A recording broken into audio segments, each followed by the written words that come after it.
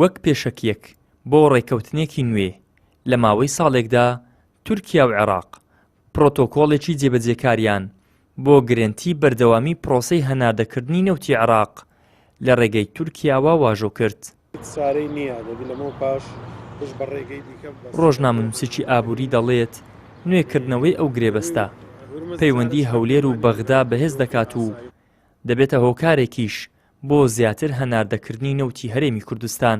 نوێکردنەوەی ئەو ڕێکەوتنی هەناردەکردنی نەوتی عێراق بۆ بەندەری جەیهان و بۆ تورکیا لە ڕێی بۆری هەرێمی کوردستانەوە کاریگەری دەبێت لەسەر پەیوەندیەکانی نێوان هەرێمی کوردستان و بەغدا لە ڕووی ئابووریەوە، چونکە دەبێتە بەشێکی سەرەکی و گرنگ بۆ دابینکردنی داهاتی عێراق بۆ مانگانە کە بەشێکی داهاتی عێراق لە ڕێگەی ئەم بۆڕیە نەوتیەوە دەبێت بەدڵنیایەوە کاریگەری دەبێت و ئەم ڕێکەوتنا بۆ ساڵێکەوە قەرارە ساڵانی داهاتوو نوێ بکرێتەوە. ئەم لەلایەک لەلایەکی دیکەشەوە ئێستا بڕی ئەو نەوتەی کە لە هەرێمی کوردستانەوە هەناردە دەکرێت بڕەکەی کەمە کە نزیکەی 200,000 ئەو پلانەی کەدایان ناوە بیگەێنە 400,000 بەرمیل نەوتی ڕۆژانە. ئەمەش کاریگەریەکی گەورەتری دەبێت و دەکرێت یعنی بۆ داهاتوو هەم هەرێمی کوردستان ڕێکەوتنە دارایی و ئابووریەکانی خۆی لەگەڵ بەغدا بە شێوازێک بێ کە بودجەی خۆشی هەبێت، داوای بودجەی خۆی. پێشتر و لە مانگی 11 ساڵی ڕابردووش شاندێکی وەزارەتی نەوتی عێراق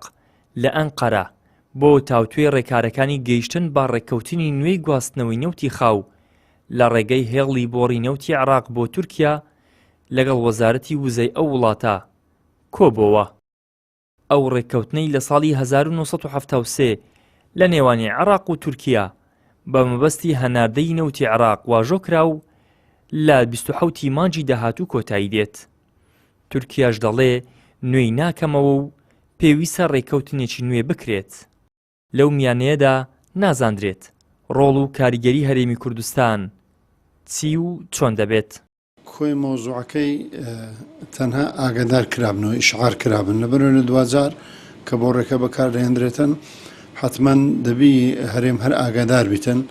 ئەمە لە خودی ڕێکەوتنەکەی بۆ وای مامەڵەکرد عێراق بەتایبەتی لەگەڵ تورکیاش هۆکارەکەی ئەوەیە پارتی و یەکێتی هەردوو هێزی دەسەڵاتداری هەرێمی کوردستان ئێمە دەستورمان نییە، ئەنجومەنێکی گەل ئەگە نابێنێ مەجلیس شەعبمان نییە، ئەنجومەنێکی باڵای دادوەریمان نییە کە وەکو وابرێ محکەمەی دەستوری عێراقی بەرپرس بیلەوەی کە شتێک بەرامبەر هەرێمی کوردستان دەکرێت بە جواب بێتن. ڕۆڵی داواکاری گشتی لە هەمان شێوە لاوازە بینە دیوەکەی تری پێگەی هەرێمی کوردستان، پێگەی نێودەوڵەتی سومعی هەرێمی کوردستان، ئەوانە هیچ حیسابەشی لۆ ناکرێت هەردوو لایانی دەسەڵاتدار. پێشتریش ڕێکەوتنی نێوان عێراق و تورکیا دوای تەواوبوونی ماوەی یاسایی خۆی بۆ ماوەی ساڵێکیش درێژکرایەوە. لە بەندەکانی ڕێکەوتنەکەشدا هاتووە پێویست بکات چەند جارێکی دیکەش درێژ دەکرێتەوە، بەڵام بە هەمیشەیی بەردەوام نابێت.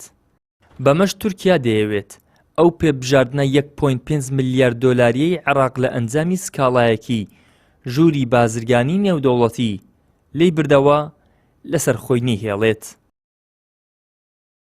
ئیدریس محەممەد، کەناڵی ئاسمانی پەیام.